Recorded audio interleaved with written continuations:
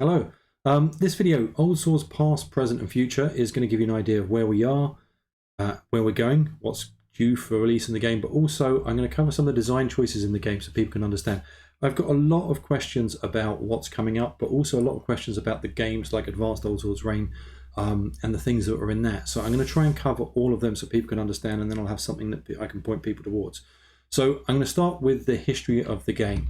And what kind of like the design choices were that made it into what it is. So if I switch across here, I've got a PowerPoint because that will stop me from rambling. So the original game was made by Scott Myers, my good friend, the epic and legendary Scott Myers. He is just, he's an evil genius. He understands mechanics and it's just a beautiful thing. Now this is the original game. Now, at one stage, Scott wasn't even thinking of not releasing it, but he knew that if he did, at least one person would play it, and that person would be me. And I played the crap out of it. I love the game. It's a lot simpler. The mechanics, a lot of the core stuff is still there. And it had 4 classes. So, the 4 classes were a lot simpler, and it was a lot truer to the original D&D, which is here. So, it's a really... I really love the game.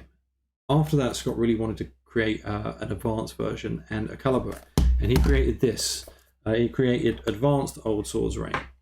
So, in fact, let me switch screens because that way you can actually see it in its full glory. So, Advanced Olde Swords Reign is here and here, and they are full colour books, and they are beautiful. One was Monsters and Treasure for the GM, and the other one was Men and Magic. Game based on the original ideas, and when you look at it, there is the art is just great. There was a lot more stuff in these classes. Went up to 20. There was a lot more classes. There was more races. Give you an idea of the classes. So you had, I'll flip through very quick. You had assassin, barbarian, bard, cleric, druid, fighter, illusionist, monk,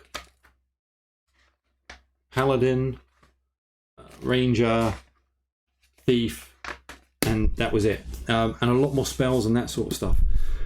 It's a stunning book. I loved it. I played it an awful lot. The issue that is, though, it's colour and it's beautiful, but that made it really expensive. And like Scott was selling that for pretty much a cost. It was nearly 30 quid a book, and that completely changes who can kind of play it. But I did love the game. But when I was playing it, I learned an awful lot. One of the things was we had a assassin in our group, and he wanted certain things from different places. And we realised, well, as I was playing, that I could just cherry pick feats. And then that got me thinking, well, do we actually need all these classes? And that was always in my head at the time until I took it over. So if I jump back here, so when I created this, my idea, I had certain design criteria in. I wanted to combine all the classes and make it easier. As opposed to having lots of narrow classes, I wanted to have a couple of base classes that you could create anything with. And there were certain spells and classes and races I didn't take across, and there was reasonings behind that. And if I go quickly into the design idea about version 2, then you can understand where I'm coming from and why it is the way it is, and why the choices I think are kind of cool. So the design choices I had was, first of all, I wanted it to be affordable. That meant I couldn't have a beautiful colour book. I had to make a black and white one. I also wanted a small book, which was kind of cool, as opposed to an A4 one. So all of the art I picked in it was black and white, and it had to be something that could be easily printed on demand for not much cost. I wanted it to be a toolkit for players to use and expand. Everybody has their own house rules in it. In fact, in the back here, there is even like a little section at the back, 4 house rules for people to write there. It's not there for a joke. It's there because I think everybody needs to write their own stuff in there. But there's lots of stuff within here that is designed to be a toolkit and make it really easy to expand. Because I think that's what people are going to do anyway. I wanted it to be easy to create for. So the base mechanics in Old Swords is it's super simple. Simple doesn't mean it lacks variety. It just means it's really easy to make decisions and make things up on the fly. I wanted it to be easy to customize. Easy to run, the simple DCs, the simple checks in it, the systems and the simple monsters in it, and classes. I had this thing I've been thinking for a while, that classes are kind of restrictive. There's an illusion of choice in it. When you look at 5e, and this isn't going to be 5e bashing, but it's kind of a point of reference for me. you have this, what seems to be this huge smorgasbord to choose from, but once you pick, it drives you down a narrow path. This is kind of the opposite. You only have a few base things to pick from, but they expand out and you can pick anything you want off them and create anything you want. And also what I found is when people have a really specific class, they almost become their class. They're not a character. They become what they can see on their character sheet. That gives them the permission to do stuff. Whereas I really wanted something where the characters got developed through play, and a lot of the stuff we have in here lets that happen. And emergent story playing was going to be absolutely central to what I wanted. And there's loads of stuff in here that does that. Hindrances in play really do change how characters are. Again, that same assassin, he actually rolled the hindrance of being a coward, and at the start it was like, that's unplayable. But we went with it, and it ended up he was making a charisma check at the start of every single combat. And nobody else knew this. They would see him make a roll, but nobody really knew what was happening. And if he failed the charisma check, because charisma was like the idea of the strength of will, he would hide for D4 rounds. Coward, like cowering away somewhere. And it was just so brilliant and classic and fantastic. And it developed the story of who he was. And that created kind of his backstory. The breathing mechanic in this does the same. You're rolling for your hit points after a combat, unless you really push on in dungeons. But again, it can kind of define how badly you've been hurt or how good you were looking after yourself. The long rests, the short rests and long rests here are very, very different to 5e. So you have the long rests are D4 plus 1 days. So you actually have to engage with the surrounding, and whoever you've been up against when you go back, they've been able to prepare and do other stuff as well. Random encounters here aren't just random encounters. I've also included in the book what the people were up to at the time and encouraged people to do the same thing. The reaction rolls do the same thing. Provisions, the way that they work in this game, matter, and the wilderness stuff matters. In fact, let me go back if I can. So yeah, so all of that stuff is designed to develop emergent play. So if I go back to some of the spells and the stuff that I haven't taken across, the only thing I've got an issue with is Druid, and I'll go into that in a minute. But you can create an assassin in this by using the feats and the backgrounds. You can create a ranger. You can combine a cleric and a fighter and create a paladin.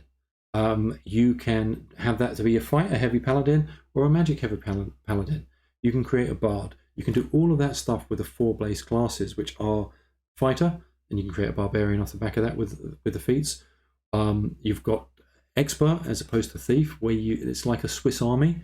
You can have the cleric, and you also have the magic user. And the magic user and illusionist are, for me, almost the same class, just different spell lists. Now, there was a lot of spells that weren't included in this. I'll take Goodberry as the example. Goodberry is a spell from later on. There's loads of stuff that's really important in old school games, in my opinion, and they are things that drive decisions. Players want to be challenged. And the mechanics are there to challenge players. The best things happen when they've got 2 hard choices to make. Something like Goodberry means all of a sudden they don't have to worry about provisions. They don't have to worry about tracking across the wilderness. If someone drops, they can take a berry and just drop it in their mouth and chew it, and bang, they jump up. That robs the players of all those opportunities to shine, all those opportunities to come up with alternative things. All of those, the cool things that can happen through gameplay. And I think some of the later spells did that, which I didn't want to have in this game. And by the way, I've went through this about 5 times, and every time I see Montesseurs, it looks like I haven't spell checked this, so there's probably going to be some more typos in there. This is a lesson for improved videos in the future. So that's the kind of like design criteria that I had when I designed this, and try to stick everything into there. So that's the past of the game and what got us to here. It's and Advanced Olde Swords isn't going to come back, but there will be expansions in the future that will possibly bring some of that stuff into here. Present, I want to be creating some stuff. I want to create a community. I want people to find it really easy to create whatever the hell they want for this. This isn't my game. This game is out there in the wilds, and everybody's going to create their own stuff. So I want to make a creators kit with logos and templates that people can say for use with Olde Swords Reign, because it's really easy to make stuff for it, and maybe some house stars if people use, and some tutorials and that kind of jazz. The license, the OGL debacle, like kind of broke my heart. It really took the fizz out of me. I'd spent so much time writing the game, so much energy into it, and then having WotC turn around and essentially kind of take away the right to use this in many ways was just heartbreaking. And it was so disingenuous and horrendous, the idea that, in my opinion, the OGL saved D&D. The amount of people that created cool stuff at 3.5 off the back of it, it kept the game alive. And then all of a sudden they're trying to take that off us. It just, yeah, it wouldn't do me. So this still has the OGL license in it. At some point I need to change it. It'll either be the CC, a Creative Commons, it'll either be AELF, which is the one from Mythmere Games, and there's a high chance it might be that because we lean fairly heavily on Swords and Wizardry. There's Orc, which I spelled wrong again, hey. But the license is going to change. So that's one of the things that's going to happen, and that might impact the kind of creative kits. I'm going to endeavour to keep the cost of the books down. These books are cost, pretty much. I think I've made over the course of this last month, which I've sold a pile of hardbacks, about £2.40 or something like that. I'm certain what happened the last time I updated the book is because the books are so cheap, I couldn't save the update without increasing the prices. I'm certain that's going to happen next time I upload stuff, so I'm going to wait until I've got all this stuff together, then I'm going to upload it. The prices might change. If they change, it will go up to the next dollar. I don't want it to be like $15.27. So it will go up potentially by $1, but these are selling essentially for cost. I'm not into this to make money. If you want to support the game, buy the PDF. I get a little bit of money off that, and that means I can buy art for the future stuff that I want to release. So that's the best way to kind of help support the game if you want it to grow. But again, you don't have to. Just buy the book and play it, and that's what it's there for. I want to create a map, a setting. So my view is most people are going to have their own setting and play in their own setting anyway, but I'm going to create a setting and put it on the website. I need to do some work on our website, which is going to, but then I'm going to have some place in which that I can place the adventures that I'm going to be writing.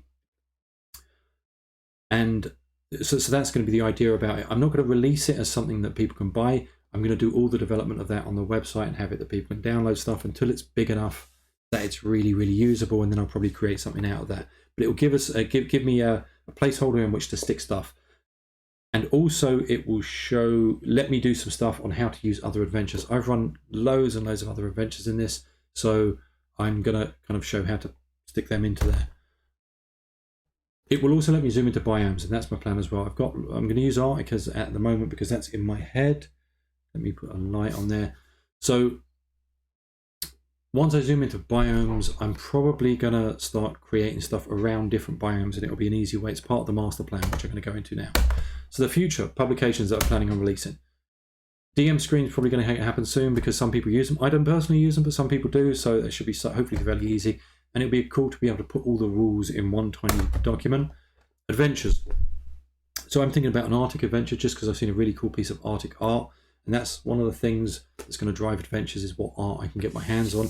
I want to support artists whilst keeping the costs down. So yeah, that's going to be something I'll do. So adventures, and within those adventures there'll be custom monsters and custom other stuff as well. And after I do an adventure, I'm thinking, and this is the master plan, not that master plan, but you know, I want to do kind of like expansions. So if I do, for example, a Arctic expansion, I'll create a little PDF and print it at home. I'm sad and I like printing booklets.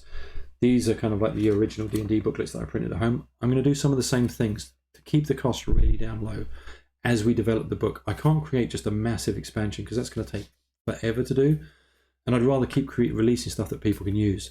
So within them kind of expansions that I would do, I would create a bunch of Arctic monsters. So when you're running something that's in the Arctic, you would just pull out the expansion. You'd have all the stuff you'd need. Probably some random tables, maybe some extra feats, potential races, that kind of stuff that are found there. And the game can expand naturally over time as we do that. Maybe some survival systems, new spells. The only exception is kind of the druid, and I've got to figure that out. As far as I'm concerned, a druid is a cleric. It's a cleric that is a magic user using the god of nature. So I don't think there's anything really fundamental that needs to change in the kind of structure of the classes. But I want to find out how to do that, but I'm not sure how I'm going to do that yet. I'm going to release some one-shots. I want to do some stuff that's either super cheap on drive-through or free for a newsletter that I want to do. And this will kind of show you how I do game design. It's not the right way to do it, but it's the way I do it, and it's a way that's worked really, really well. So that would be things like here. So this was when I was running an open table game. This is one of the places from Keeping the Borderlands.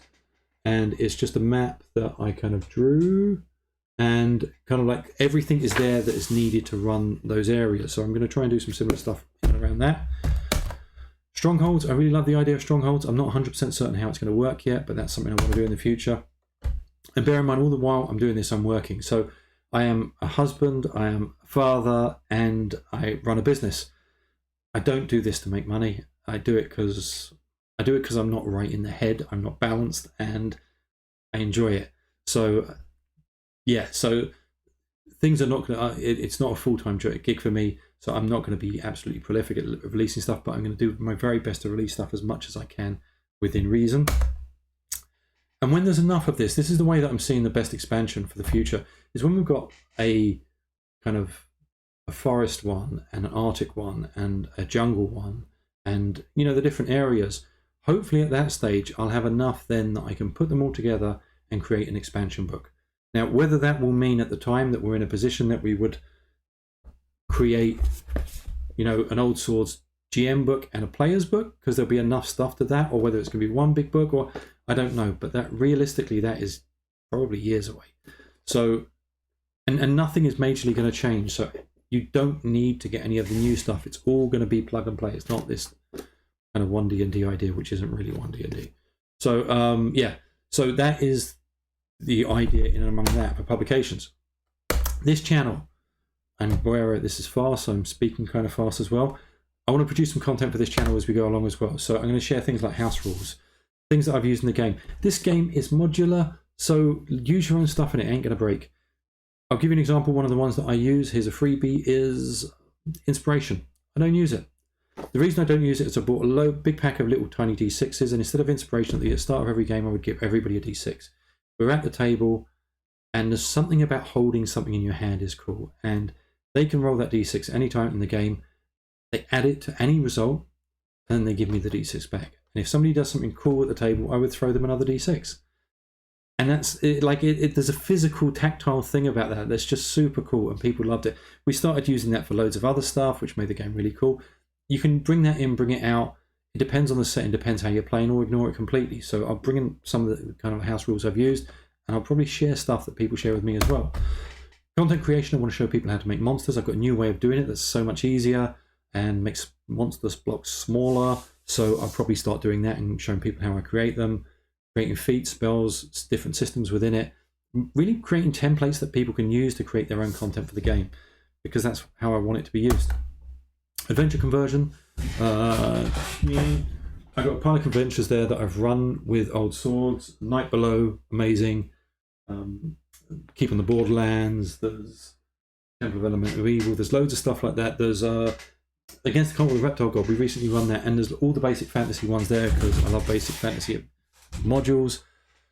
So I'll show you how I convert them and kind of like ways to kind of stick them into campaigns. I'll do stuff from running the game. I've run a lot of the game and the bits that I found that are good, and I also like to get people to share what they've got. And campaign diary. I ran an open table game, and it was super cool. It was at a local cafe, but also run online, and we were doing one-on-one time.